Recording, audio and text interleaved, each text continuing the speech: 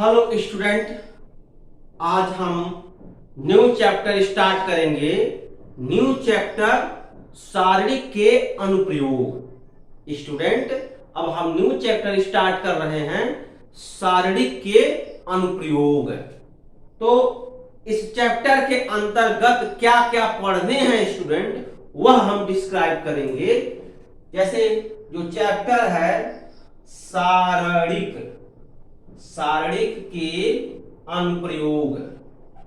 अनुप्रयोग इस चैप्टर में पढ़ने क्या क्या है? त्रिभुज का क्षेत्रफल, त्रिभुज का क्षेत्रफल, क्षेत्रफल सारणिक, सारणिक का प्रयोग करके, प्रयोग करके ज्ञात करना, ज्ञात करना, करना। त्रिभुज का क्षेत्रफल सारणिक के प्रयोग करके ज्ञात करना, ये पहला टॉपिक है। दूसरा टॉपिक है आव्यूह का व्युत्क्रम आव्यूह, व्युत्क्रम आव्यूह, आव्यूह ज्ञात करना, ज्ञात करना। यह स्टूडेंट, यह दूसरा टॉपिक है। सारणिक का प्रयोग करके आव्यूह का व्युत्क्रम आव्यूह ज्ञात करना, यह दूसरा टॉपिक है। और तीसरा टॉपिक है रैखिक, रैखिक निकाय को, निकाय को आव्यूह विधि से हल करना, आव्यूह विधि से हल करना, हल करना। रैखिक निकाय को आव्यूह विधि से हल करना, ये स्टूडेंट ये तीसरा टॉपिक है। और चौथा टॉपिक जो है रेखा का समीकरण, रेखा का समीकरण ज्ञात करना, ज्ञात करना। स्टूडेंट, रेखा का समीकरण ज्ञात करना, यह चौथा टॉपिक है। ध्यान दो स्टूडेंट, रेखा का समीकरण ज्ञात करना यह चौथा टॉपिक है। सारणिक का प्रयोग करके, सारणिक, सारणिक का प्रयोग करके, सारणिक का प्रयोग करके रेखा का समीकरण ज्ञात करना। सारणिक के अनुप्रयोग यह चैप्टर है, और इस चैप्टर के अंतर्गत हमको त्रिभुज का क्षेत्रफल पढ़ाना है। सारणिक का प्रयोग करके त्रिभुज का क्षेत्रफल ज्ञात करना है। यह पढ़ाएंगे आव्यूह का व्युत्क्रम आव्यूह ज्ञात करना, सारणिक का प्रयोग करके आव्यूह का व्युत्क्रम आव्यूह ज्ञात करना। यह सिखाएंगे रैखिक निकाय को आव्यूह विधि से हल करना है, ये बताएंगे। उसके बाद रेखा का समीकरण ज्ञात करना सारणिक का प्रयोग करके। तो स्टूडेंट, इसमें से तीन टॉपिक बहुत इंपॉर्टेंट है। तीन टॉपिक से क्वेश्चन ज्यादा बनते हैं, ठीक है? तीन टॉपिक से क्वेश्चन ज्यादा बनते हैं। और स्टूडेंट, जो तीसरा प्रॉपर्टी है, ये देखो मैं स्टार कर रहा हूं, ये ज्यादा यहां से क्वेश्चन बनते हैं। रैखिक निकाय को आव्यूह विधि से हल करना, यहां से ज्यादा क्वेश्चन बनता है। 8 नंबर के क्वेश्चन पूछे जाते हैं, दीर्घोत्तरीय प्रश्न पूछे जाते हैं। इस टॉपिक से दीर्घोत्तरीय प्रश्न भी पूछे जाते हैं, लघुत्तरीय भी प्रश्न, लघुत्तरीय प्रश्न भी पूछे जाते हैं। यह इतना इंपॉर्टेंट है, यहां से ज्यादा क्वेश्चन बनते हैं, ठीक है? और यहां से कभी क्वेश्चन जल्दी बनता नहीं है, बहुत कम पूछा जाता है। लेकिन फिर भी मैं इसको समझा दूंगा, एक दो टाइप के क्वेश्चन भी सॉल्व करवा दूंगा। तो स्टूडेंट, अब स्टार्ट किया जाए। त्रिभुज का क्षेत्रफल सारणिक का प्रयोग करके ज्ञात करना, ठीक है ना? तो इतना पहले नोट करो। ओके स्टूडेंट,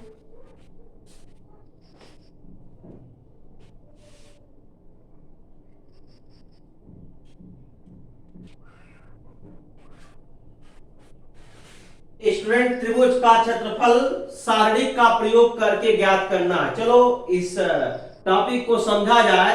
सबसे पहले आप एक एक्स वाई प्लेन लेंगे, तो एक्स वाई प्लेन ले लो। मान लो स्टूडेंट ये आपका एक्स वाई प्लेन है, ये एक्स है और ये वाई है और ये ओरिजिन है, ठीक है। और इसमें हम एक ऐसा त्रिभुज लेते हैं, एक ऐसा त्रिभुज, मान लो ये त्रिभुज है और स्टूडेंट जब ये त्रिभुज है तो इसके सीधे का निर्देशांक तो होगा ही होगा। बताओ स्टूडेंट, अगर ये त्रिभुज है तो इसके शीर्ष का निर्देशांक होगा, समझ में आ रहा है ना। तो इसका शीर्ष का निर्देशांक आप लोकेट कर दो। मान लो स्टूडेंट यह ए है जिसका कोऑर्डिनेट x1 y1 और ये b है x2 y2 और ये जो है c है x3 y3, ये जो है शीर्ष के निर्देशांक है। तो जैसे काम किए हैं वैसे लिखेंगे। लिखेंगे क्या? माना कि त्रिभुज ABC XY प्लेन में लिया, XY समतल में लिया, समतल में लिया इस प्रकार से इस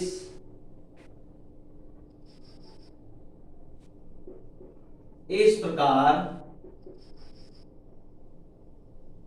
त्रिभुज के शीर्ष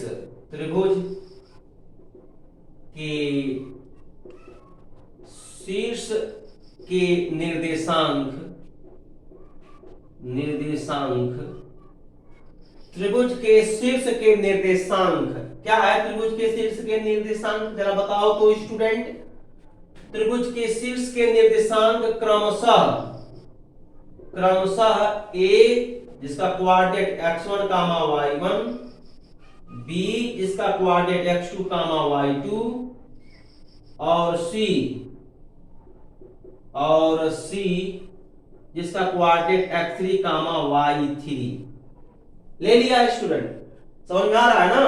माना कि त्रिभुज ABC XY समतल में लिया, इस प्रकार से लिया, त्रिभुज के शीर्ष के निर्देशांक क्रमशः A x1 y1, B x2 y2 और C x3 y3 है, ठीक है।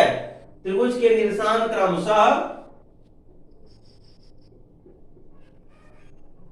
A x1 y1, B x2 y2 और C x3 y3 है। अब आप पढ़े हो ना स्टूडेंट, क्लास 10th में पढ़े हो त्रिभुज का क्षेत्रफल निकालना, ये ज्योमेट्री जानते हो ना। त्रिभुज का क्षेत्रफल निर्देशांक ज्यामिति में आप लोगों को पढ़ाया जाता है, तो वही सूत्र यहां पर इस्तेमाल कर लो जो पीछे जानते हो, ठीक है। तो त्रिभुज का क्षेत्रफल यहां लिख लो बकायदा। त्रिभुज ABC का क्षेत्रफल, जो फार्मूला जानते हो, 1/2 square bracket x1 in bracket y2 minus y3। देखो x1 से जब स्टार्ट करेंगे इसका जो सफिक्स है 2 से स्टार्ट होगा, तो y2 माइनस y3, यहां x रहेगा तो ब्रैकेट में y का फंक्शन रहेगा, ठीक है ना। अब देखो ये y हो गया, अब यहां पर प्लस x2। अब देखो यहां जब x2 है तो अगला जो सफिक्स है वो 3 से स्टार्ट होगा और यहां पर क्या रहेगा? y रहेगा, अर्थात y3 minus just like this y1 और plus x3 in bracket y1 minus y2, ठीक है। ये देखो हमने कर दिया। अब देखो स्टूडेंट, याद करने का तरीका ही बता रहे हैं। अगर ये x1 है तो छोटे कोष्ठक में y से, देखो अगर यहां ब्रैकेट के बाहर x है तो कोष्ठक में y रहेगा। अगर x1 से स्टार्ट कर रहे हैं, अगला सफिक्स y2 माइनस y3 होगा। Okay student. अब देखो अगर यहां पर x2 से स्टार्ट कर रहे हैं, जो अगला सफिक्स होगा स्टूडेंट वो x2 के अगला यानी y3, तो y3 माइनस y1 होगा। और जब x3 से स्टार्ट करें हैं करेंगे तो x3 का अगला y4 होना चाहिए ना, लेकिन ऐसा नहीं है, cyclic rotation y1 y2 y3, तो y1 के बाद y2 y2 के बाद y3 y3 के जस्ट रिवर्स साइकिल हो जाता है तो y1 हो जाता है। समझ में आ रहा है ना, ये बात है। तो इसलिए अगर यहां पर x3 स्टार्ट करेंगे तो रिसाइकिल मतलब यहां पर y1 आ जाएगा, y1 माइनस y2 हो जाएगा। ओके स्टूडेंट, ये तो पता चला यहां अगर x3 लिख दिए y4 कर दिए, गलत हो जाएगा वो, समझ रहे हो ना। यानी y1 के जस्ट अगला वाला टर्म y2 और y2 के जस्ट अगला वाला टर्म y3 और y3 के बाद रिसाइकिल हो जाता है। जब रिसाइकिल पे जाएंगे तो y1 टर्म लिखेंगे, ठीक है ना, इस बात का ध्यान रखेंगे। अब ये देखो स्टूडेंट, ये क्षेत्रफल है, क्षेत्रफल आप जानते हो वर्ग मात्रक होता है, तो लिख सकते हो वर्ग मात्रक। यह हम कहां से लिखे हैं, क्लास 10 के निर्देशांक ज्यामिति से लिखे हैं। किसी भी त्रिभुज का क्षेत्रफल ज्ञात करना है तो उस त्रिभुज के शीर्ष के निर्देशांक अगर अवेलेबल है तो त्रिभुज का क्षेत्रफल ये होता है। आप क्लास 10 के निर्देशांक ज्यामिति से आप जानते हो, इसको मैं लिख लिया डायरेक्ट। अगर नहीं जानते हो तो आप लोग पढ़ लेना, क्लास 10 का मैथमेटिक्स बुक होगा, निर्देशांक ज्यामिति आप ओपन करो, त्रिभुज का क्षेत्रफल वहां आपको बताया गया होगा, तो वहां से ये फार्मूला हम नोट कर लिए। अब इसी को स्टूडेंट थोड़ा सा सरल कर दो, चलो सरल किया जाए तो delta is equal to 1/2 in bracket x1 y2 minus y3, यहां से मैं माइनस कॉमन लूंगा स्टूडेंट, तो minus x2 in bracket y1 minus y3 plus x3 in bracket y1 minus y2, ठीक है ना। ये देखो ये, अब देखो, अब इसको हम डिटर्मिनेंट के रूप में लिख सकते हैं, लिख लो डिटर्मिनेंट के रूप में, delta is equal to 1/2 determinants, देखो यहां से x1 x2 x3 y1 y2 y3 1 1 1। Student ये जो आप डिटर्मिनेंट देख रहे हो अर्थात जो सारणिक देख रहे हो, इस सारणिक को प्रथम पंक्ति के सापेक्ष विस्तार करो तो जो ऊपर का स्टेप है वो आ जाएगा, विस्तार करके देख सकते हो। ये जो सारणिक है ना स्टूडेंट, इसी सारणिक को विस्तार कर दो प्रथम पंक्ति के सापेक्ष। जब प्रथम पंक्ति के सापेक्ष विस्तार करोगे तो ऊपर वाला स्टेप आ जाएगा। तो इसीलिए स्टूडेंट ये जो स्टेप है वह इक्वल हो जाएगा इस स्टेप के, आप विस्तार करके देख सकते हो, ठीक है ना।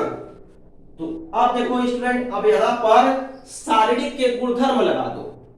स्टूडेंट मैं आपको बता दूं, किसी भी सारणिक के पंक्ति को स्तंभ में बदल दो तो सारणिक का मान नहीं बदलता है। फिर से मैं समझा रहा हूं, सुनो अच्छे से स्टूडेंट, किसी भी सारणिक के उसके पंक्ति को स्तंभ में बदल दो तो सारणिक का मान नहीं बदलता है, तो वही प्रॉपर्टी इस्तेमाल कर दो।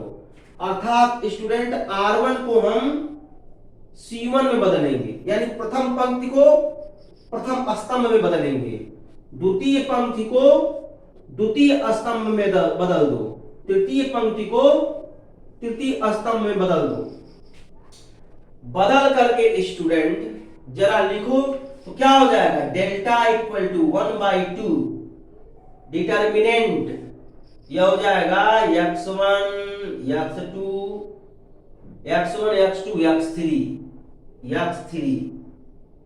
y1 y2 y3 1 1 1। ये आपका क्या हो जाएगा, वर्ग मात्रक, वर्ग मात्रक।